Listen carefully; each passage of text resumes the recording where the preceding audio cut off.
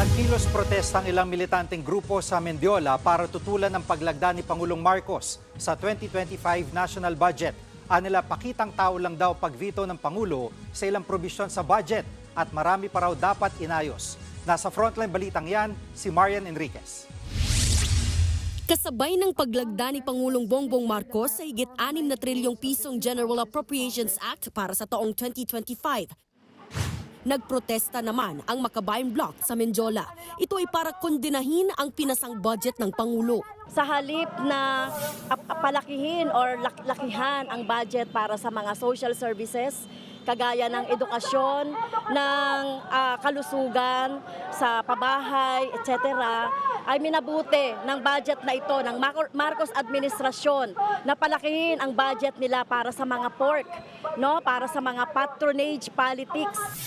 10 araw binusisi ng palasyo ang BICAM version ng budget. Nasa 194 billion pesos na halaga ng budget allocation ang binito ng Pangulo. Pero gaya ng inaasahan, hindi na naibalik ang tinapyas na budget sa DepEd at zero subsidy sa PhilHealth. Naniniwala tuloy ang mga progresibong grupo na pakitang tao lang daw ang pagdito ng Pangulo sa ilang probisyon ng budget. Yung 194, barya lang yan. Dapat na ginawa, ibinalik ito sa Kongreso para madagdagan ang mga pondo para sa serbisyong pampubliko. Dagdag pa ng Makabayan Bloc, aumento sa sahod ang isa sa pangunahing pangangailangan ng mga tao. Katunayan, 2 taon na raw nakabinbin ang panukalang wage hike. Pero kung may mga hindi natuwa, meron din namang approve sa pagbabawas ng Pangulo sa budget, gaya ni Senate Minority Leader Coco Pimentel. Pero kung siya raw ang tatanungin, mas mainam daw sana kung mas malaki pa ang ibinawas sa programmed at unprogrammed appropriations at inilipat ito sa sektor ng edukasyon.